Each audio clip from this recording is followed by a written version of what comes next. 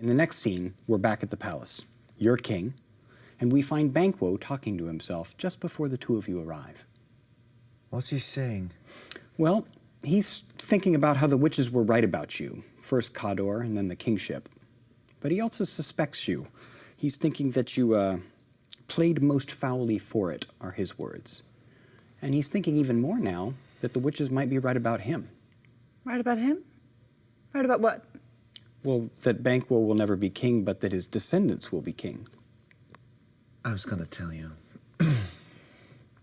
Well, the two of you walk in just then, and you're very sweet to him. You want to make sure that he's going to be coming to the royal banquet that evening. But you're not exactly thinking sweet thoughts, are you? No. I've just killed the king, so I'm thinking somebody might want to do the same thing to me. Kill you, you mean? Yes, exactly. Kill me. If the witches put this idea into Banquo's head that he's going to be a father to a line of kings, he might want to help it along a little bit, you know? Yeah, which is what you thought, of course, when you were helping along the witch's prophecy by killing Duncan. Yeah, I suppose I did. Whatever. The point is, Banquo is a threat, a formidable one, being of such royal nature himself and being so wise, and I can't afford to stand idly by and let that threat continue. To be king is nothing. To be king safely is everything. Okay, but here's what's confusing about that. If the witches were right about you, Cador, then the kingship, isn't it likely they're going to be right about Banquo? Yes, well, I can't stand the thought of that.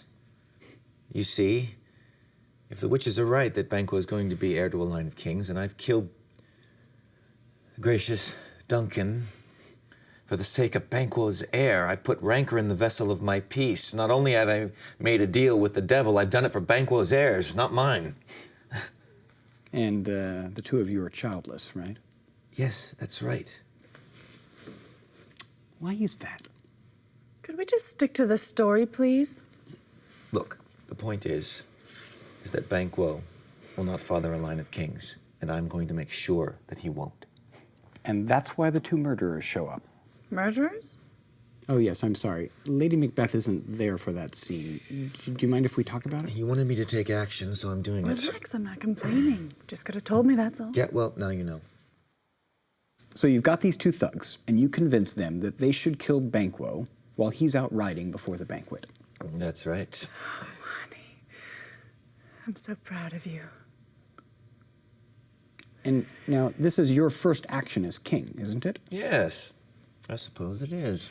You know, when you're convincing these murderers to kill Banquo, it reminds me a little bit of how your lady convinced you to kill Duncan. She didn't convince me to do anything. Of course I didn't, dear. You're right, of course. What am I thinking?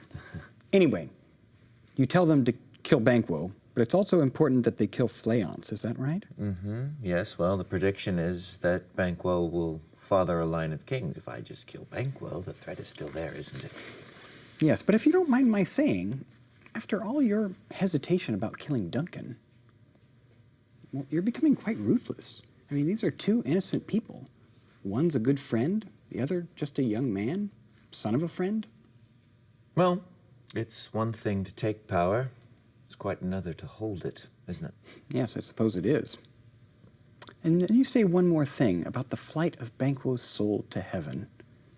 Are you worried about the afterlife? I mean, about the state of your soul?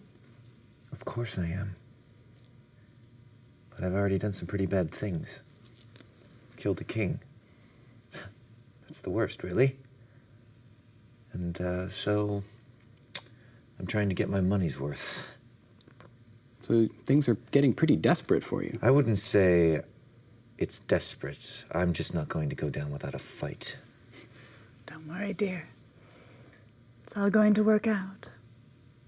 You'll see. Will it work out? We'll find out right after this.